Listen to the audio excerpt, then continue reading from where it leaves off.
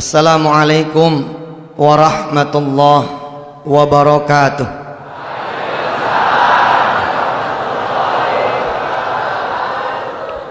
Allahumma salli wa sallim wa barik ala sayyidina Muhammadin wa alihi walhamdulillahi rabbil alamin. Pak, kalau Bapak sakit, kemana Bapak melangkah? Ke dokter, berobat ya. Sampai dokter, tuh dokter kagak taunya malah nanya sama kita. Apa pertanyaan tuh dokter? Sakitnya? Berarti kita datang sama yang kagak tahu tuh. Ya. Buktinya dia masih nanya sama kita. Terus kalau kita punya motor, mobil rusak, kemana kemudian kita datang? Bengkel. Sampai bengkel, tuh bengkel juga malah nanya sama kita. Apa pertanyaan tuh bengkel? Apanya yang rusak? Setelah kita cerita, baru dia bekerja. Terus pertanyaan ketiga, kalau kita lapar, apa yang kita cari? Makanan. Kalau kita haus, minuman. Berarti terakhir pertanyaan kelima, kalau kita punya motor bannya kempes, gitu, kempes. Kemana kita datang? Ke tukang tambal ban. Begitu kenalnya kita dengan tukang tambal ban, begitu kita punya masalah yang ada kaitannya dengan dia, langsung connect ke dia. Apa tuh artinya buat kita? Ini pertanyaan tauhid tuh tadi. Berarti kalau kita punya masalah, kita punya keinginan, kita kagak datang sama Allah, kita tidak menghadap kepada Allah, tuh tandanya kita tidak mengenal Allah sebaik kita mengenal dokter ketika kita sakit. Kita tidak mengenal Allah sebaik kita mengenal bengkel untuk motor mobil kita yang rusak. Kita tidak mengenal Allah sebaik kita mengenal makanan ketika kita lapar, minuman ketika kita haus. Dan bahkan konyolnya, kita tidak mengenal Allah sebaik kita mengenal tukang tambal ban buat ban kita yang kempes. Padahal kalau kita datang kepada Allah, Allah kagak perlu nanya sama kita. Kenapa? Karena dia sudah maha tahu. Kenapa dokter masih perlu bertanya? Kenapa bengkel masih perlu bertanya? Karena mereka menganggap kita yang punya badan, mereka menganggap kita yang punya motor, sehingga kita yang lebih tahu tentang penyakit badan kita, tentang penyakit kendaraan kita. Tapi Allah mah nggak perlu nanya, karena dia sudah maha tahu. Siapa yang sedang punya kesulitan? Siapa yang sedang punya masalah? Yuk kita belajar. Kita belajar dari kisah seorang sahabat nih, seorang kawan yang namanya Malik. Kita belajar dari dia betapa dia berusaha menyelesaikan dia punya masalah. 3 tahun lamanya dia berusaha menyelesaikan dia punya masalah, nggak kelar-kelar. Tapi begitu dia datang kepada Allah, subhanallah, kun fayakunnya Allah berlaku. Innama amruhu idza arada syai'an ay yaqula lahu kun fayakun. Kalau Allah sudah berkehendak, maka kehendaklah yang akan terjadi. Kalau Allah sudah bilang kun fayakun. Ada seorang kawan, sebut saja begitu, namanya Malik. Ini Malik sudah 3 tahun dia punya masalah yang enggak selesai. Apa masalahnya? 1, dia punya masalah utang. 2, dia punya masalah dengan istrinya. Yang 3, dia punya masalah dengan anaknya. Di tahun ketiga dia bermasalah. Dia memutuskan untuk bunuh diri. Jadi ketika dia udah nggak ketemu jalan penyelesaian masalahnya nih, subhanallah, dia kemudian memutuskan untuk bunuh diri. Dia bilang sama Allah, udah dah, ini penghabisan dah, habis udah nggak ada lagi jalan gitu. Sebagian bertanya, emang apa sih masalah yang sudah membuat Malik tuh kok mau bunuh diri? Tadi tuh 3 masalah tadi.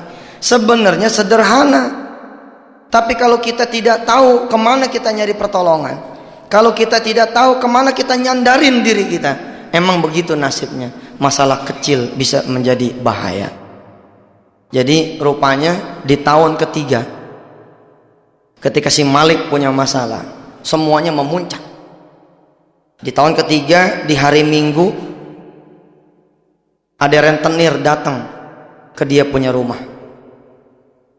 Tuh rentenir ngomong begini sama si Malik, Lik, kalau lo nggak bisa nyiapin duit 15 juta besok Senin jam 10, pilihannya cuma dua. Satu, lo kosongin rumah ini, atau yang kedua, gue yang ngosongin di rumah. Sebenarnya nih ya bukan juga masalah enteng sih, tapi kalau urusan lagi pada terang, 15 juta barangkali masih bisa nyari kanan kiri. Tapi Malik udah gelap gitu. Dia cari pinjaman kanan mentok, kiri mentok, depan mentok, belakang mentok, putus asa dia. Kedatangan tamu yang pertama sudah membuat Malik itu bongkok gitu, agak nunduk gitu. Habis si rentenir datang, kemudian datang tamu yang kedua. Lah tamu yang kedua ini siapa? Tamu yang kedua ini istrinya. Rupanya istrinya sudah 2 tahun pisah ranjang, ibu. 2 tahun pisah rumah. Si istri datang. Apa kata si istri? Bang, kalau sampai besok abang belum juga tanda tangan surat cerai saya, kayaknya besok bakalan ada yang datang ngejemput abang dah. Mau dipaksa nih, begitu. Jadi besok jam 12 saya tunggu dah di pengadilan agama, begitu. Jadi kata tuh bini, jam 12 besok ditunggu di pengadilan agama. Kira-kira ini untuk tanda tangan surat cerai terakhir. Makin bongkok tuh, makin doyong tuh Malik, makin begini tuh. Kenapa emang bininya kok nuntut cerai? Oh, rupanya Malik sudah selingkuh, ibu. Jadi waktu dulu Malik jaya, waktu Malik banyak duitnya, Malik punya hobi 2, judi sama minum. Ketika dia bermasalah, ketika usahanya bangkrut, kerjaannya ancur-ancuran, tuh hobi berubah jadi pelarian. Hobi minum dan judinya berubah jadi pelarian. Tahun kedua dia minum, dia mabok, dia judi. Kemudian terjadi peristiwa perselingkuhan. Padahal Malik udah bilang nih sama istrinya, Ma, bapak kan selingkuh tidak sengaja. Ada nggak selingkuh tidak sengaja? Agak ada. Lah ini ada buktinya si Malik. Kata Malik, Ma, bapak selingkuh kagak sengaja. Jadi rupanya begitu dia mabok gitu, pulang ke tempat perempuan yang bukan bininya, sama-sama mabok. Lelaki perempuan sama-sama mabok, satu rumah, satu kamar, kejadian. Cuman begitu besok paginya si perempuan bilang begini sama si Malik, Lik, kita udah pada gede dah, kita semalam kagak sengaja nih. Ya udah, gua pulang, lu pulang. Anggap aja peristiwa nggak terjadi apa-apa semalam. Ternyata 4 bulan kemudian diralat sama nih perempuan. Apa kata si perempuan? Waduh, kagak bisa nih. Ternyata kagak sengaja, jadi juga begitu. Lah bininya tahu. Ibu yang dirahmati Allah, siapapun perempuan, siapapun seorang ibu, siapapun seorang istri, kalau urusan sama suami, urusan ekonomi, banyak yang kuat gitu. Banyak yang kuat. Kalau udah urusan ekonomi, insya Allah dah banyak yang kuat. Tapi kalau udah urusan perasaan, emang rada-rada nih. Iya kan, kalau suami nggak punya beras di rumah, istri dicolek nih, nah ngomong gitu deh ke mertua, bilang pinjem beras, maju tuh istri maju minjem beras, minjem apa gitu. Laki butuh modal, bini dicolek, mah kemana ya kita minjem duit buat modal? Jalan tuh istri, pasti dia maju buat sang suami untuk nyariin modal. Di depan ada yang ngetok pintu, si suami tahu yang ngetok yang nagih utang, tuh bini dicolek, bilangin gih bapak nggak ada, pasti masih mau tuh bini bilang berbohong buat si suami. Tapi kalau udah urusan perasaan, kagak dah. Jadi begitu ketahuan, apa kata bininya? Langsung ceraiin saya aja deh bang gitu. Siang itu dia datang tuh hari Minggu, dia ngomong, bang besok jam 12 saya tunggu di pengadilan agama. Udah. Ba'da asarnya, anaknya Malik yang kecil yang datang pulang dari main bola, Ini Malik punya 2 anak, Ibu. Malik punya 2 anak, Pak. Yang pertama namanya Rifki bin Malik, ikut sama dia. Yang kedua yang kecil. Nah yang kecil ini ikut istrinya. Nah yang pertama nih pulang main bola nih ba'da asar. Apa kata nih anak? Pak, besok saya udah nggak bisa sekolah. Kenapa? Ya bapak lupa bayaran. Udah hampir 7 bulan nih belum bayaran. Seorang ayah kalau nggak bisa ngasih jajan anak, seorang bapak kalau udah nggak bisa bayarin anak, nyesek tuh. Betul Ji? Kita nih anak lain pada jajan, anak kita datang ke kita, Pak minta duit, kita lagi nggak ada. Hati nggak keruan. Itulah hati seorang ayah. Begitu juga Malik. Begitu ngedenger nih anak nggak bisa sekolah besok, langsung tuh sesek deh. Sehingga ba'da isya, malamnya tuh malam Senin dia memutuskan say goodbye dah sama dunia. Dia mau bunuh diri begitu. Tapi subhanallah, rupanya nih Malik masih agak bener nih. Iya, masih ingat sholat gitu. Jadi begitu dia mau bunuh diri, ingat dia belum sholat. Apa dia bilang? Iya, udah lama gua nggak sholat gitu. Terakhir dah sebelum bunuh diri nih gitu. Mau sholat dulu gitu. Secara tidak sengaja nanti lewat kisah ini ternyata Malik melakukan 6 hal. Malik melakukan 6 langkah yang diperintahkan sama Rasulullah ketika kita memang bermasalah. Kalau 6 langkah ini kita jalanin secara sempurna, insya Allah nggak ada masalah yang nggak selesai. Yang pertama kata Rasulullah, kalau hati sedang gundah gulana, sedang gelisah, sedang dirundung masalah, falyatawadda, berwudulah kalian kata Rasulullah. Nah namanya orang mau sholat kan wudu. Jadi begitu mau gantung bunuh diri, si Malik ingat, iya gue sholat isya dulu dah gitu. Dia wudu nih Ibu. Begitu wudu kan yang dibasuh muka, kenapa yang adem hati gitu. Nih lihat, kita sering salah nih jadi manusia. Mestinya kan Allah, ikhtiar Allah, ya toh? Doa, ikhtiar doa, sabar, ikhtiar sabar, tawakal, ikhtiar tawakal. Pokoknya Allah, ikhtiar Allah. Kita kan kagak ikhtiar, langsung ikhtiar. Begitu mentok baru ke Allah. Salah nggak kalau kita mentok baru ke Allah? Ya nggak salah, benar, daripada nyemplung. Tapi kemana aja? Begitu mentok baru nyari Allah. Coba kalau nyari Allah dari pertama, insya Allah nggak bakalan mentok. Kira-kira begitu. Nah Malik wudu. Begitu wudu hatinya adem. Apa kata si Malik? Ya salam, ya Allah, ini saya belum pernah dapat ketenangan kayak begini. Alhamdulillah, kok sekarang rasanya adem, tenang. Nah kemudian habis falyatawaddo kata Rasulullah wal yusalli raka'ataini.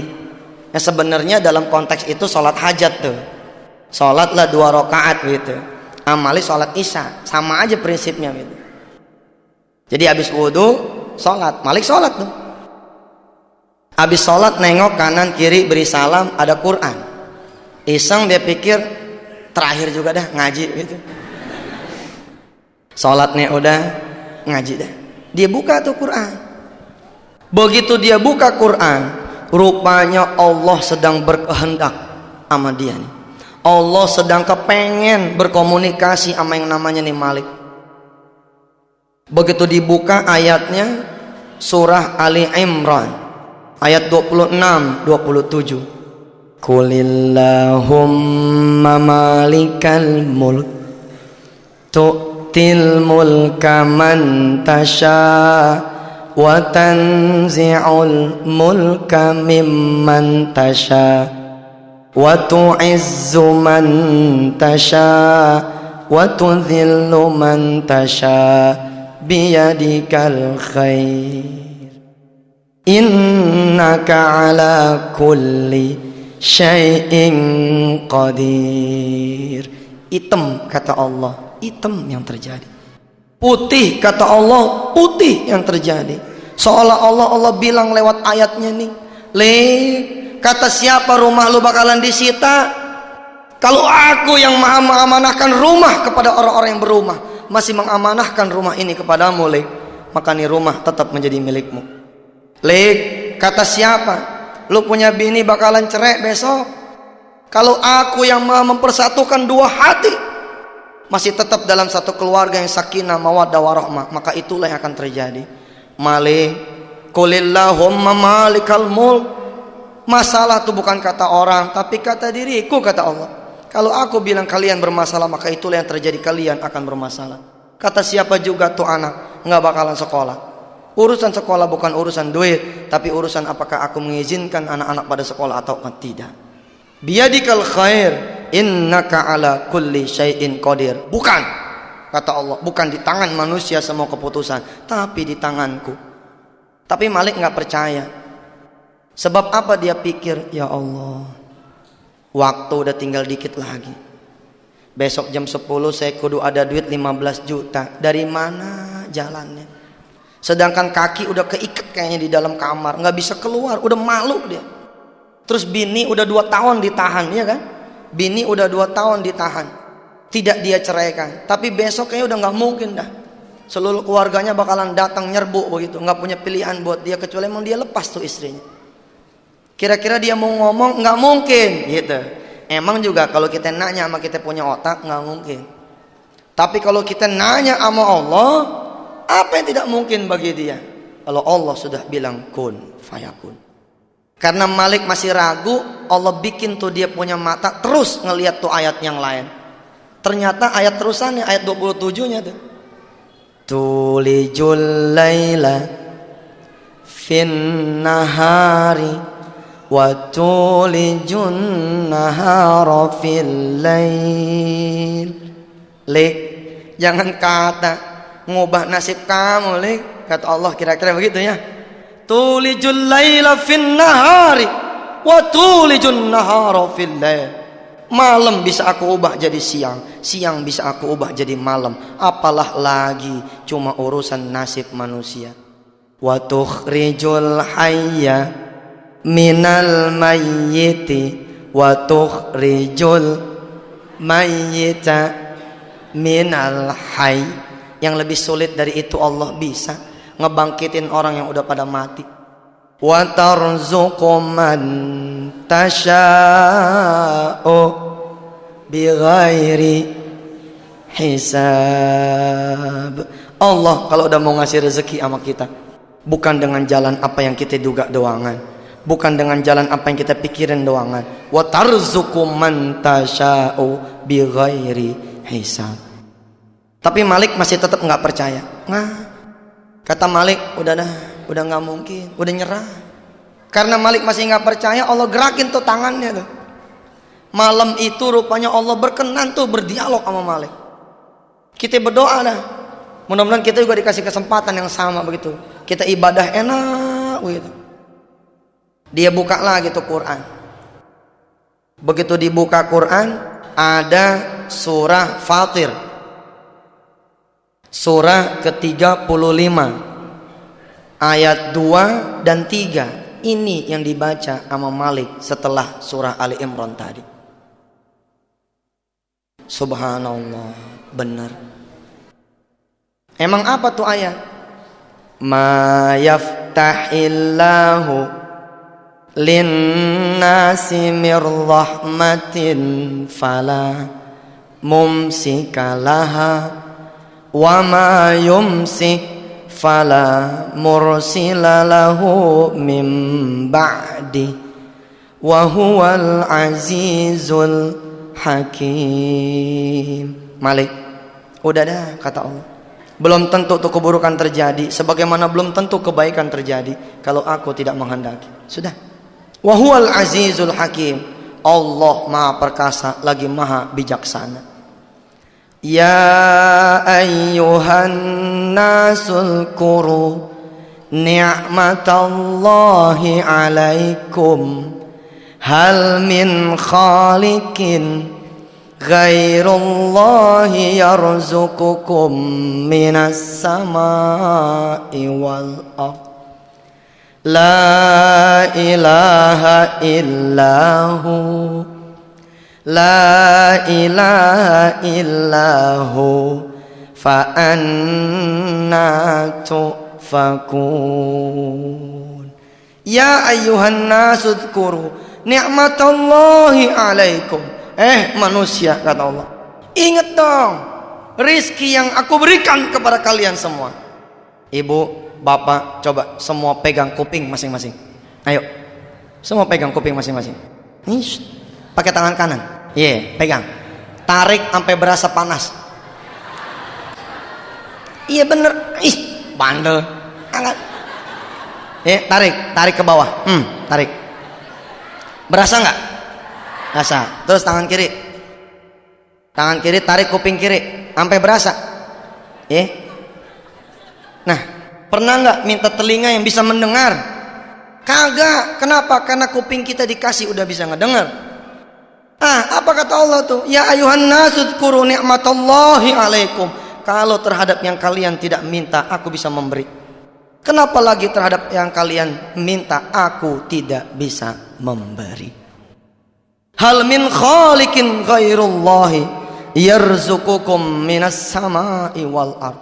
Lagian emang ada, kata Allah, emangnya ada yang bisa ngasih rizki dari langit dan bumi kecuali aku, kata Allah. Allah ngejawab sendiri itu, la ilaha, nggak ada kecuali Allah. Fa anna tu'fakun. Ayo, kata Allah, balik, irji ilayya, balik kepadaku, kata Allah. Mohonlah apa yang kalian butuhkan, mohonlah apa yang kalian perlukan, mohonlah apa yang kalian rasakan. Kalian itu punya masalah. Malik kemudian insaf, dia tutup tuh. Tadi ada Asmaul Husna tuh, di ayat 2-nya, Wahuwal Azizul Hakim. Sama Malik ditutup nih Quran. Iya dah, kalau emang semua kehendak Allah, kalau emang semua urusan di tangan Allah, baik, saya nggak jadi dah bunuh diri, dia bilang gitu. Dia tutup nih Quran. Begitu dia tutup nih Quran, dia bangun, ibu. Dia bangun ngapain? Dia bangun rupanya keluar dari dia punya kamar. Keluar dari dia punya kamar, dia jalan ngelewatin ruang tamu. Sampailah ke pintu rumah utama, ke pintu depan. Begitu sampai pintu depan tuh, pintu dikunci sama dia. Dia serelekin gitu. Begitu dia kunci, dia matiin semua lampu kecuali 2 kamar yang dia tidak matiin. Kamar dia dengan kamar anaknya. Langkah pertama Malik sudah lakukan, yaitu berwudu. Kenapa kita penting berwudu? Kita mau datang sama Allah, kita datang sama camat, kita datang ke wali kota, kita datang ke gubernur aja kita kudu siap. Kita mau minta sama Allah, pintu pertama paling kagak gitu, wudu dah, supaya kita bersih. Yang kedua Malik lakukan, yaitu sholat. Dalam kasus Malik memang dia sholat isya. Nanti kita semua kalau punya masalah, paling kagak begitu, sholat hajat. Lebih top lagi kalau kita bisa bangun malam, kita sholat malam. Yang ketiga yang dilakukan sama Malik adalah baca Quran tuh. Wal yaqra'il Qur'ana walau ayatan. Bacalah Quran walau seayat. Ternyata Malik baca, dan Quran inilah yang kemudian menyelamatkan dirinya. Nah, yang keempat nih yang bakalan Malik lakukan. Apa yang keempat? Berdoa. Kita kan ngakunya doang punya masalah, kita ngakunya doang punya keinginan, tapi siapa yang berdoa? Belum tentu tuh. Kita berdoa sambil lari, iya kan? Kalau kita ngelipat sejadah aja langsung baca Allah malantas jalan tuh. Begitu kita assalamualaikum, berdoanya langsung sambil ngelipat sejadah kan. Kita nggak pernah berdoa ya Allah sampai husuk gitu, belum pernah. Malik mau melakukan itu. Kenapa dia matiin semua lampu? Kenapa dia kunci itu dia punya rumah? Dia kepengen berduaan sama Allah Subhanahu wa ta'ala. Jadi dia balik lagi ke kamarnya, dia duduk, dia tawajuhkan dia punya wajah, dia tawajuhkan dia punya hati ke Allah. Dia pengen ngadep pada Allah. Ya Rabb, saya datang kepadamu dengan membawa saya punya masalah. Engkau yang maha mendengar, engkau yang maha melihat, engkau yang maha kuasa. Tolongin dah saya nih malam begitu, supaya besok rumah saya jangan disita, istri saya jangan cerai, anak saya jangan sampai dikeluarin begitu. Kemudian dia baca tuh Asmaul Husna-nya tadi tuh, Wahuwal Azizul. Sambil dia ademin dia punya hati, dia baca, Ya Azizu Ya Hakim Ya Ghafuru Ya Rahim Ya Azizu Ya Hakim Ya Ghafuru Ya Rahim Ya Azizu Ya Hakim Ya Ghafuru Ya Rahim. Ya Aziz, wahai yang maha perkasa. Boleh jadi menurut saya punya akal mah gak bakalan bisa saya nahan nih rumah. Tapi kalau engkau yang maha perkasa bilang nih rumah tetap punya saya, pastilah rumah ini jadi milik saya. Ya Roh, kayaknya mah gak mungkin istri saya tahan supaya jangan minta cerai. Tapi kalau engkau yang maha berkehendak bilang tuh istri jadi tetap milik saya, insya Allah tuh istri masih di samping saya. Roh, engkau yang maha perkasa bisa menyekolahkan anak-anak yang lain, kenapa anak saya kagak? Terus dia baca juga ya Hakim, wahai yang maha bijaksana. Boleh jadi saya susah lantaran diri saya yang bikin saya jadi susah.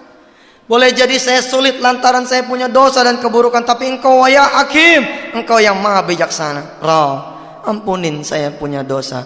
Ya Ghafuru Ya Rahim. Udah tuh. Sampai jam 1 kurang lebih nih Malik baca. Yuk kita baca dulu bareng-bareng. Ya Azizu Ya Ghafuru Ya Rahim. Ya Azizu Ya Hakim Ya Ghafuru Ya Rahim. Ya Azizu Ya Hakim Ya Ghafuru Ya Rahim. Kita sebut namanya Allah. Insya Allah kalau kita sebut namanya Allah, Allah ingat nama kita. Malik nyebut nih sampai jam 1. Permintaan dia rumah jangan disita. Kedua istri jangan. Yang ketiga anak jangan dikeluarin. Begitu jam 1 mata dia pedes. Begitu dia pedes dia wudhu lagi. Begitu dia wudhu dia baca Quran lagi. Begitu baca Quran, kali ini yang dia baca ayat tentang pasrah. Kali ini yang dia baca ayat tentang pasrah. Kalau sudah berdoa, falyatawakkal 'alallah, maka berserah dirilah kepada Allah. Emang apa yang Malik baca? Yang Malik baca surah At-Talaq ayat 2 ayat 3 ujung ayat kedua. Wa may yattaqillah yaj'al lahu makhraja wa yarzuqhu min haitsu la yahtasib. Wa man yatawakkal 'ala Allah fahuwa hasbuh. Innallaha balighu amri qad ja'alallahu likulli syai'in qadra. Wa may yattaqillaha yaj'al lahu makhraja. Tenang lek kata Allah. Yang penting masih itu bertakwa kepada Allah. Pelihara diri sesudah berdoa ini. Insyaallah yaj'al lahu makhraja. Allah akan ngasih jalan keluar. Wa yarzuqhu min haitsu la yahtasib. Allah bakal kasih rezeki dari jalan yang tidak pernah dia duga. Wa may yatawakkal 'ala Allah, dan barang siapa yang bertawakal, berserah diri kepada Allah, fahuwa hasbuh, Allah yang akan urus. Innallaha balighu amri qad ja'alallahu likulli syai'in qadra. Permintaan Malik berubah tuh. Ibu, bapak, kan dia lakuin tuh wudu, terus sholat, terus baca Quran, terus berdoa. Yang terakhir dia pasrah. Begitu ketemu nih ayat, doanya berubah. Kalau di episode awal ba'da Isya sampai jam 1 dia minta supaya tuh rumah jangan disita, istri jangan cerai, anak jangan dikeluarin. Kali ini berubah, doanya doa orang pasrah. Apa kata si Malik? Begitu dia lihat nih ayat begini, wa may yatawakkal, iya ya, gua tobat baru nih malam, gua jadi orang bener baru nih malam, masa gua minta besok mau selesai? Iya dah, yang penting mas saya butuh ampunan Allah dulu aja dah, gitu. Dia pengen pasrahin semuanya. Masalah Malik yang pertama masalah apa? Masalah rumah. Maka rumah ini yang Malik kemudian pasrahin. Malik bangun ibu. Malik bangun dari sejadahnya, dia keluar dari kamar. Dia copot tuh kunci yang ngegantung di pintu depan. Dia copot tuh kunci, dia taruh di atas sejadah. Dia bilang sama Allah, Tuhannya Tuhan kita juga semua. Kalau sebelumnya Malik berdoa supaya rumahnya jangan disita, istri jangan cerai, kemudian anak jangan dikeluarin, kali ini berubah. Apa? Dia berdoa, doa orang yang pasrah. Malik bangun dari tempat duduknya, dari sejadahnya, dia keluar dari kamar. Kemana? Dia menuju pintu depan rumahnya, ngegantung kunci. Itu kunci dicabut sama dia. Dia taruh kemudian di atas sejadah dia. Dia bilang sama Allah, apa kata si Malik? Ya Rob, iya dah, besok kalau turun tenir datang, gua bagi aja nih rumah.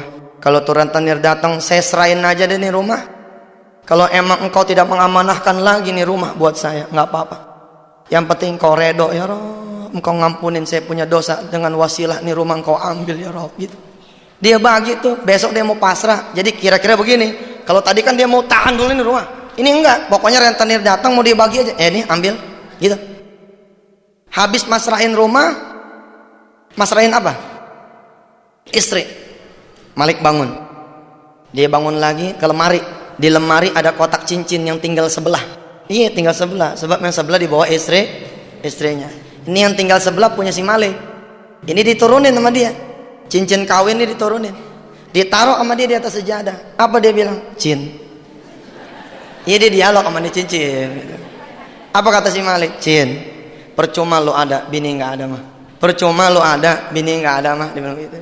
Besok kalau emang istri saya nggak bisa lagi ditahan buat cerai, baik, besok saya akan pasrahkan kepada Allah. Saya tanda tangan aja dah. Nususnya akan saya kabulkan, kata si Malik. Nih cincin, si Malik niat sekalian mau dia pulangin dah ke bininya semua dah, gitu. Kan berdua tuh, yang satu dipegang sama istri kayak buku nikah gitu kan, satu dipegang sama laki. Jadi kata si Malik, nih cincin besok mau dibagi aja sama istrinya, hitung-hitung sebagai biaya iddah, biaya cerai gitu. Habis masrahin rumah, masrahin istri, masrahin apa? Anak. Ini jam udah mau 2:30 nih. Malik bangun lagi dia ke kamar anaknya. Si Rifki bin Malik lagi tidur nih anak. Dicium tuh sama si Malik. Apa kata si Malik? Ki, maafin ayah ya, ayah udah jadi ayah yang kagak benar, udah misahin lo dari lo punya adek, udah misahin lo dari punya ibu. Ki, umpama besok bapak kagak ketemu juga nih duit buat lu sekolah, bapak anter dah sekalian ke pengadilan. Lu ikut sama ibu lu aja, lu ikut sama nenek lu aja dah.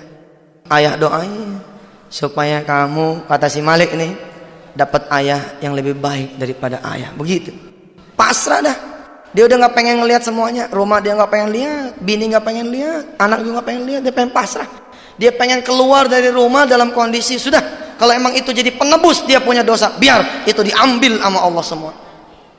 Setelah pasrah, dia duduk lagi, dia merenung aja. Kali ini enteng dia punya badan. Enteng, sebab udah pasrahin semua. Yang keenam, yang terakhir, 6 langkah yang terakhir. Jadi langkah ke-6 yang terakhir, setelah pasrah apa? Ternyata masih ada satu lagi. Apa? Falyatasaddaq, dan bersedekahlah. Rupanya begitu Malik bilang, semua udah aku pasrahkan kepadamu ya Rob, ingat dia, sebentar, kata si Malik nih dalam hati, kan yang diambil sama rentenir baru rumahnya, isinya mah enggak, gitu kan? Apa dia bilang? Baik.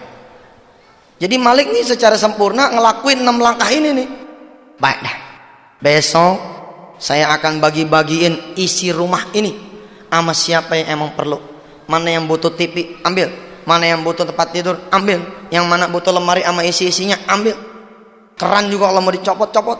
Pokoknya Malik pengen ngosongin rumahnya, pengen dia sedekahin semuanya. Pokoknya dia keluar pengen bawa pakaian doang begitu. Satu setel. Subhanallah. Mulai deh tuh menjelang subuh. Menjelang subuh kan suka pada tahrim gitu kan. Allahumma salli wa sallim zid wa tim wa an'im wa tafaddal wa barik bi jalalika wa kamalika, dan seterusnya. Si Malik hatinya kan lagi hidup tuh. Biasanya sholat subuh gak kedengeran. Emang juga kalau duit banyak mah jauh sama masjid. Kadang-kadang begitu. Begitu duit udah pada kagak ada, masalah udah deket, jadi cicak musola udah mulai rajin ke masjid. Ya nggak apa-apa sih, Allah mah terbuka aja pintunya, nggak pernah tertutup. Cuman nggak ada etika begitu. Kalau kita datang ke Allah wayahnya susah melulu, akhirnya Allah bikin kita susah terus. Supaya apa? Supaya kita balik terus ke Allah.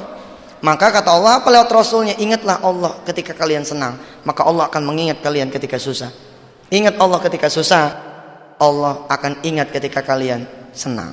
Begitu subuh memanggil, Allahu Akbar, Allahu Akbar, Malik jalan. Udah lama nih kagak ke musola, dia bilang. Udah lama nih kagak ke masjid, sholat dah. Sholat.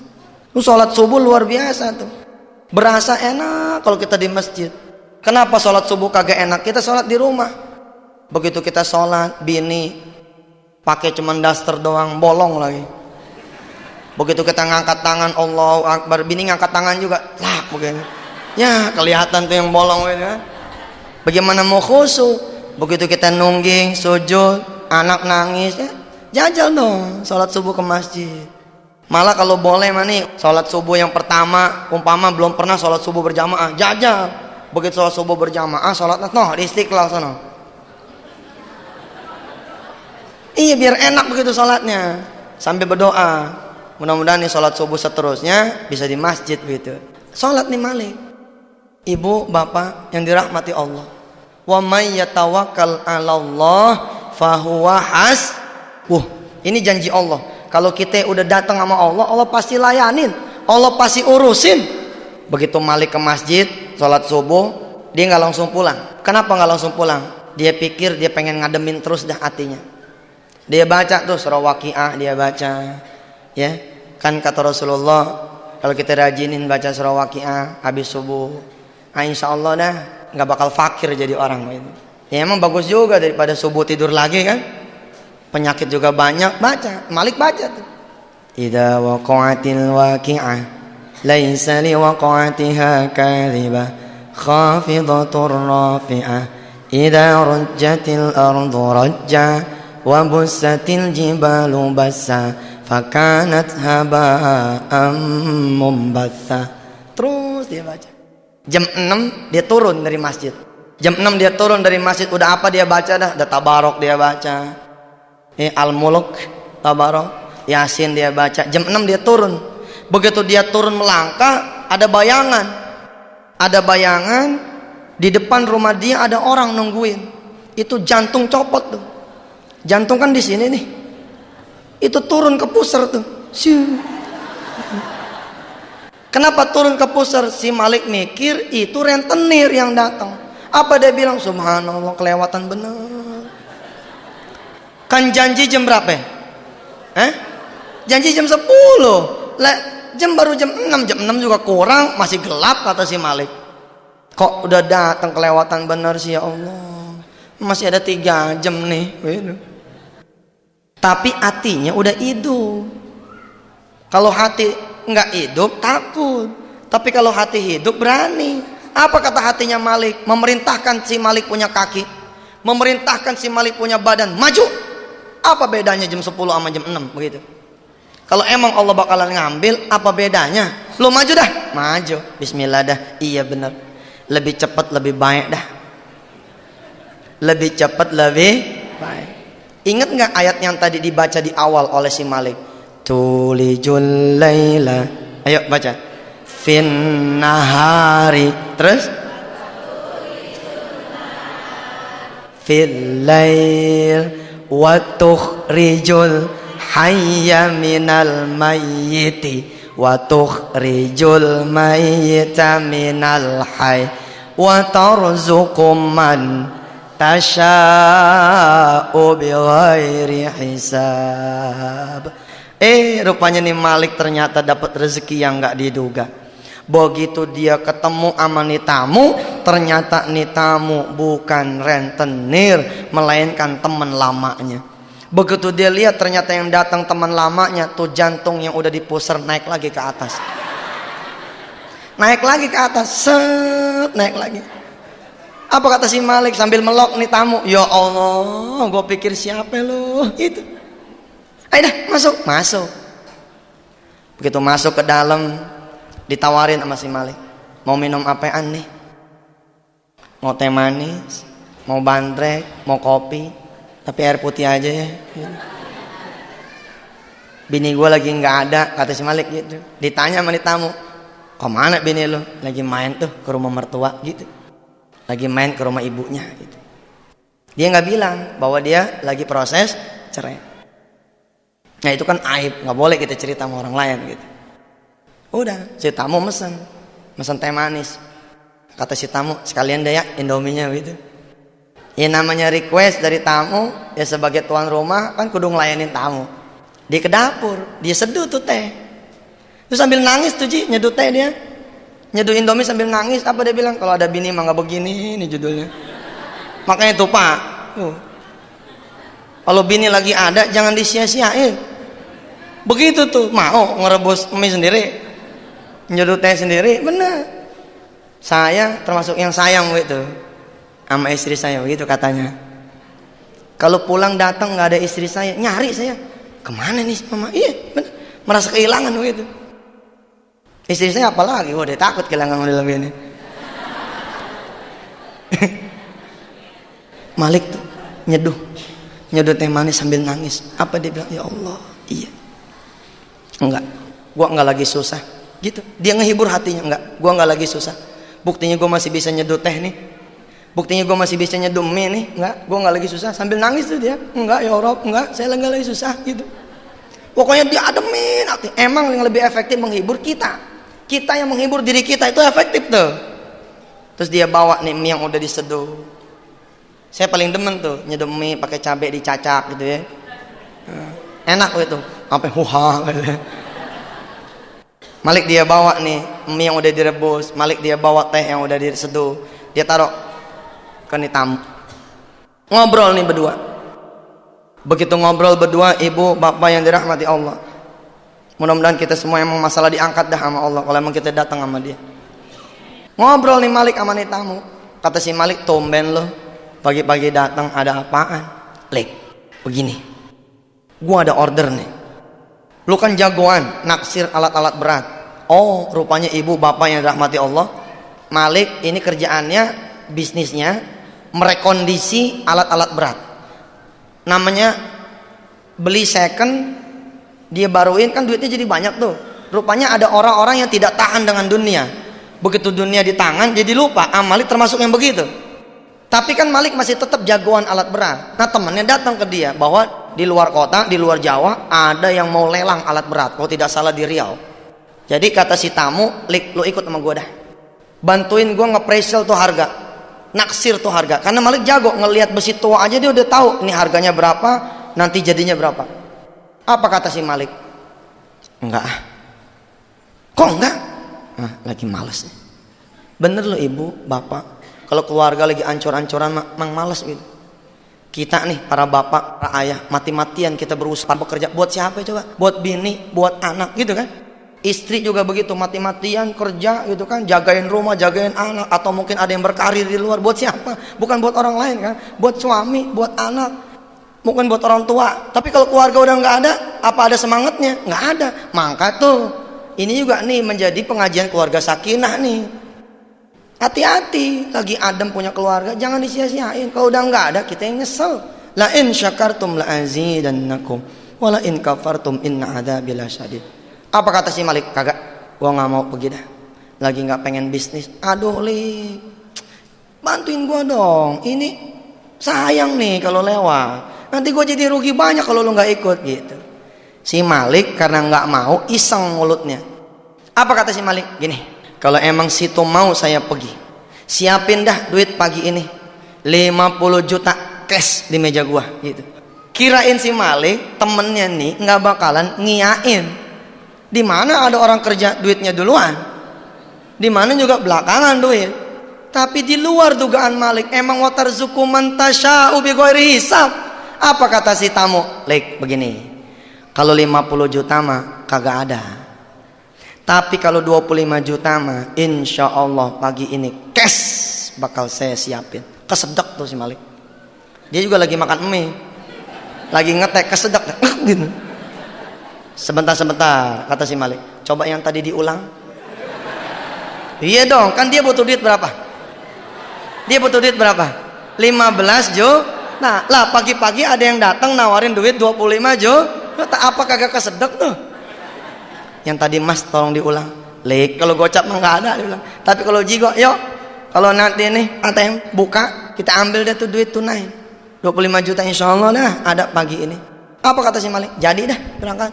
Lihat, masalah pertama selesai, coret. Masalah rumah beres. Kenapa? Malik dapat duit 25 juta, rumah mah 15 juta. Tinggal berapa masalah lagi? Tinggal 2. Nih kehebatan Allah. Allahu Akbar. Allah yang maha besar. Kalau Allah udah kepengen selesai masalah kita, nggak pakai satu-satu, nggak pakai diurai satu-satu kayak benang, nggak. Allah geprak aja langsung. Bener tuh, selesai satu malam. Begitu. Kun fayakun Allah terjadi sama Malik di pagi itu. Wasilah apa? Sabab malamnya. Kemudian dia datang kepada Allah dengan sempurna.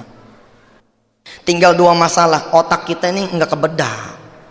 Oke lah ya, kalau masalah rumah selesai lah ya. Tapi kalau masalah bini, bagaimana cara nyelesainnya? Ternyata ilmu kita bukan ilmu Allah.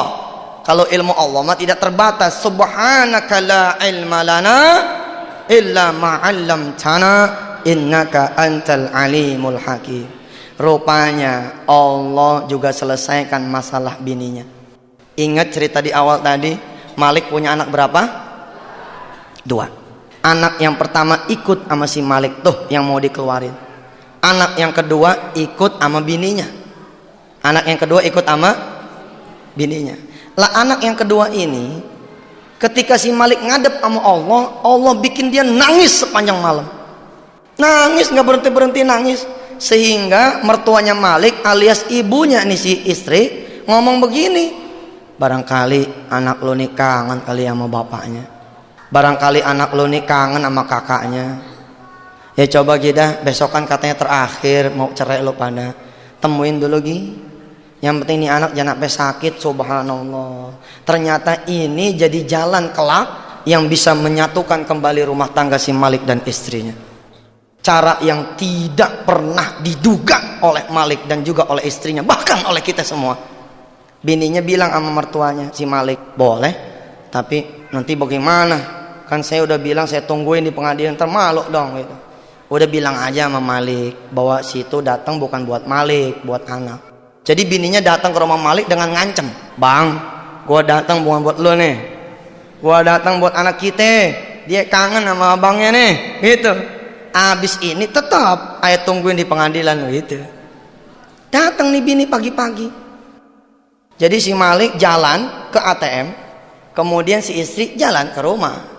Begitu nyampe amprokan, duluan nyampe si Malik, duduk, tamunya duduk, nggak lama bininya ngasih salam, assalamualaikum gitu. Bininya udah ngancam, awas nih, pokoknya gue mau bilang ini bukan buat situ, ini buat anak kita gitu. Tapi begitu pintunya dibuka sama si Malik, istrinya ngelihat Malik tersenyum, senyumnya lebar bener, ya kayak gitu dah tuh. Nggak pernah dia lihat nih. Iya dong, walaupun pisah ranjang, pisah rumah, tahu dia monitor, koyok di mana-mana. Iya di sini satu-satu, kadang-kadang satu koyok dibelah jadi 12 tuh, taruh ditempel. Ini ketawa lebar bener, bingung istrinya. Ada apa nih kok suamiku pagi-pagi tertawa riang bener, tersenyum lebar betul. Belum hilang rasa penasarannya, keburu dipelok sama si Malik. Apa kata si Malik? Alhamdulillah mah kita selamat gitu. Makin bingung si istri. Selamat apa ya bang? Abang dapat duit nih 25 juta jigo pagi ini. Lu kan tahu rumah kita diincar sama rentenir gara-gara duit 15 juta. Pagi ini selamat dah. Nih duit 15 juta nanti lu pegang, lu bayar tuh rentenir. Nanti katanya dia mau datang jam 10, kita duluin aja dah. Kita datang bayar 15 juta supaya dia nggak datang lagi kemari buat selama-lamanya. Terus di 25 juta ini sebagai ongkos abang nih katanya ke Riau bantuin tuh tamu. Abang mau ngepresial alat-alat berat. Nih duit sisanya berapa tadi? 10 juta kan? Si Malik ngomong begini, ini masih ada sisa 10 juta. Sisa 10 juta kita bagi 2 dah. 5 juta buat ongkos abang ke Riau. Yang 5 juta lagi lo pegang dah buat urusan anak-anak. Selama abang ke Riau, jagain nih rumah ya. jagain anak-anak ya. Apa kata si bini? Iya bang, iya.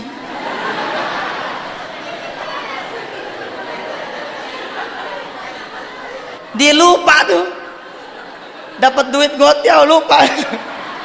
Dapat duit 5 juta lupa, padahal dia ngancem bener jam 12 besok gitu kan, kemarin kan, gua tungguin di pengadilan agama. Enggak, ya muqallibal qulub, Allah yang mau memiliki hati. Kalau Allah udah bilang totek, Allah udah bilang nih 10 juta kita bagi 2 ya neng, kata nih abang, kita bagi 2 ya mah, 5 juta abang bawa ke Riau buat ongkos abang, 5 juta lagi lu jagain anak-anak, lu jagain rumah selama abang pergi ke Riau. Dijawab, iya bang, subhanallah, nggak jadi tuh, nggak jadi cerai 5 juta lumayan cerai. Lah tinggal berapa urusan lagi? Tinggal 1 cetek dah, 1 cetek dah, cuman 7 bulan kali gocap mah cuma 3,5 cetek. Tentu ada yang bertanya di sini, apakah semudah itu? Buktiin aja, buktiin aja. Apakah semudah itu Ustaz? Buktiin aja. Buktiin dah. Masalah lama dan besarnya itu urusan Allah. Yang penting kita buktiin. Kita wudu, kita jaga nih, kita jaga diri kita. Wudu juga 2 tuh, jaga dari yang najis betulan, sama jaga namanya kita punya wudu masih kita nyenggol perempuan yang bukan muhrim. Yang namanya kita punya wudu masa ibu mau ditenggor sama lelaki yang bukan muhrim, kira-kira begitu.